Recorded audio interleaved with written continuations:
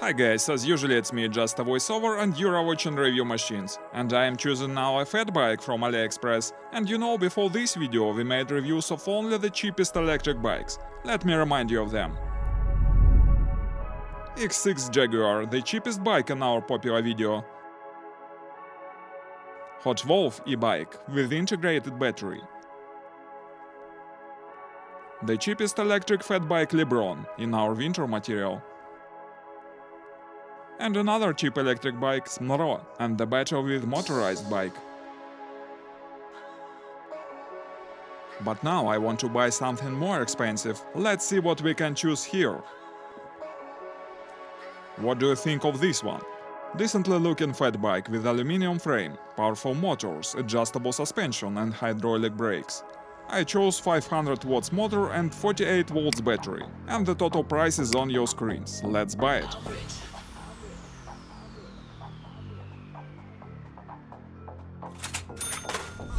Wow, it's already here. What an instantaneous delivery. Here it is, so smart and nice looking bike. Well, it's time to begin our tests. But firstly I'd like to suit up to match this bike.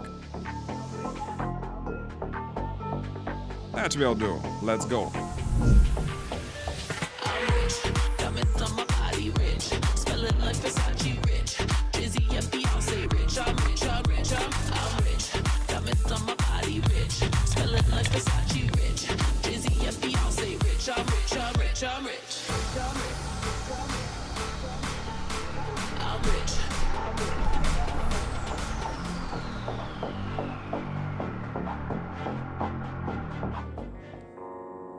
You may want to ask me why I'm dressed in this way. Firstly to match our channel style, and then to match this so nice looking bike. By the way, our bike is called Electric Off-Roading Fat Bike Keeper and Gym. As I've said, first of all I like how it looks. It's quite brutal and bright at the same time, but without something excessive. Today we are going to make all the main tests of this bike, from maximum speed and range to off-roading capabilities. And now let's have a closer look at the construction.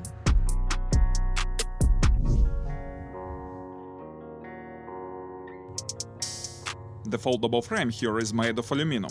The wheels are 26 inches.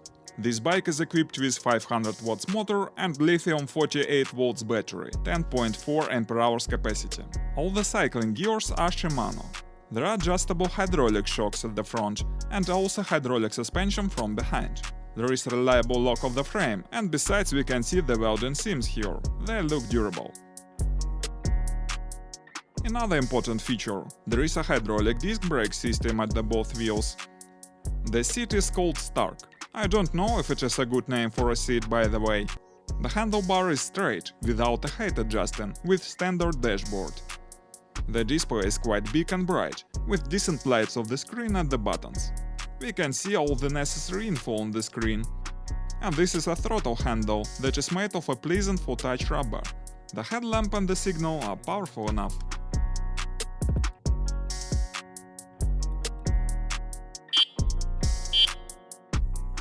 Well, let's move to the practice, and I suggest we should start from asphalt, despite this bike is considered as an off-roading bike. First of all, let's see how it starts. And it accelerates pretty swiftly for 500 watts motor.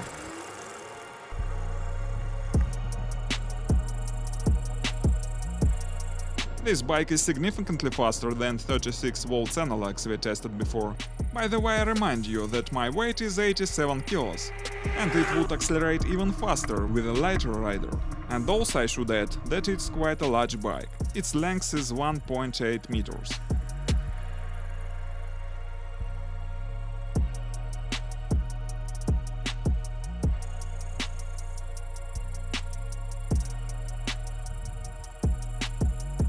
On asphalt it works smoothly.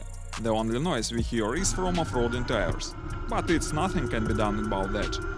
The bike has a good idle run, so it's quite possible to move only by pedals, despite it's heavier than a regular bike. At this moment I dropped the throttle to test the idle run, but the bike even didn't stop due to the light wind in the back.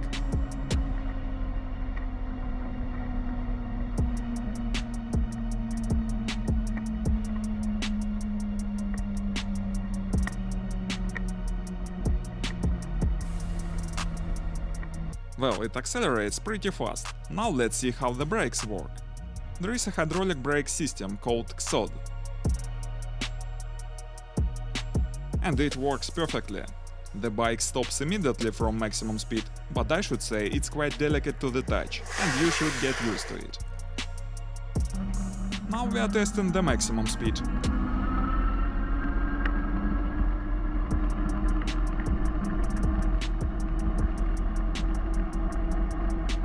And the result is on your screens. It's 31 km per hour. Frankly speaking, I thought it would be a bit more. But in fact, the bike has a speed limitation, and I don't know if it can be switched off. Please post a comment if you know how to do that. Now let's have a short break and look at some details more. To unfold the frame, we should unlock it firstly. The locking system seems quite reliable. Speaking about foldable frames, many people say they are not durable. They may be right, but I personally prefer the foldable variants. It's much easier to transport it. The battery is neatly integrated right into the frame.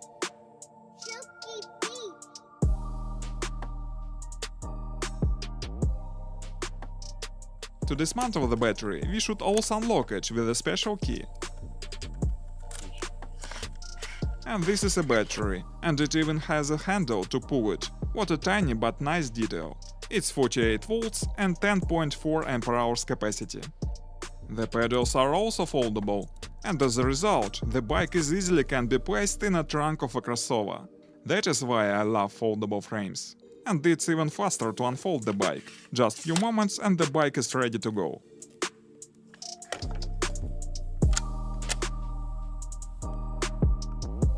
By the way, let's wait now. And the result is about 30 kilos. Pretty standard weight for an electric fat bike.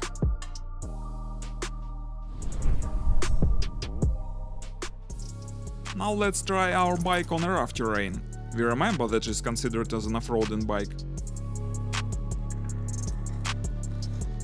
And again I should mention a decent torque. Frankly speaking, I'm even not sure that its motor is only 500 watts. Maybe the seller put in this bike more powerful motor by mistake.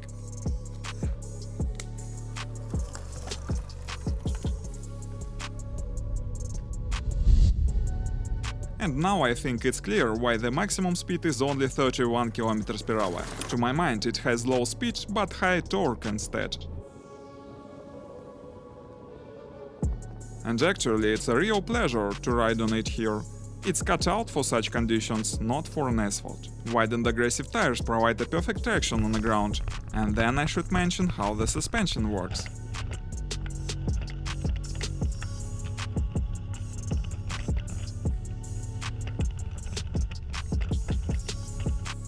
And it works quite well to my mind.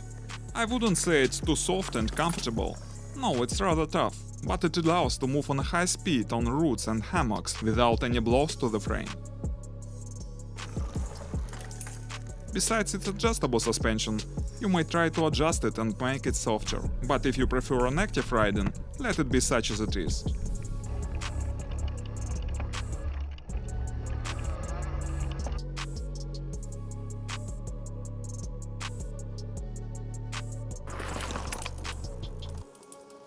And I want to say a few words about the drawbacks. The fenders are cheap and useless. They dangle and tremble, and it's desirable to change them.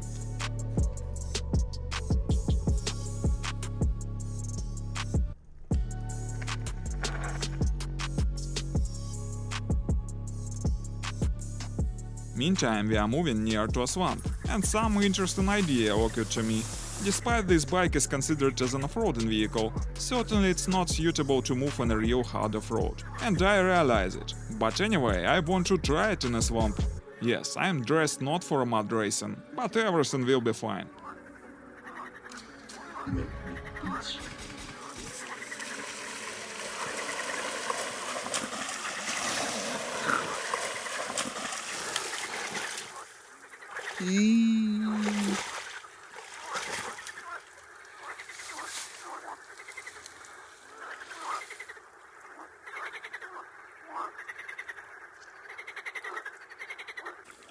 Well, it was close enough.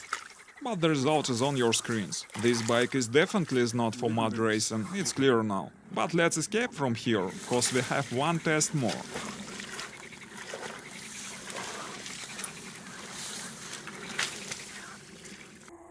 We washed and charged the bike, and now it's ready for a range test. Unfortunately, the display is not in focus, but I hope you will be able to see the current range indicator under the speed.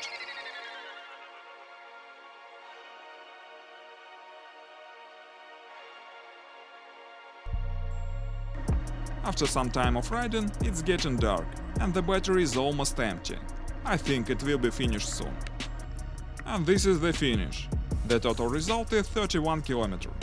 31 km maximum speed, 31 km maximum range. What a strange coincidence. Well, as to the range, it's not very impressive, so I recommend to buy this bike with more powerful battery. Despite a limited range, I really like the bike. It's qualitative and nice looking product. I hope it will be reliable and will stand the test of time. Thanks for watching, guys. Please consider subscribing the channel if you like this video.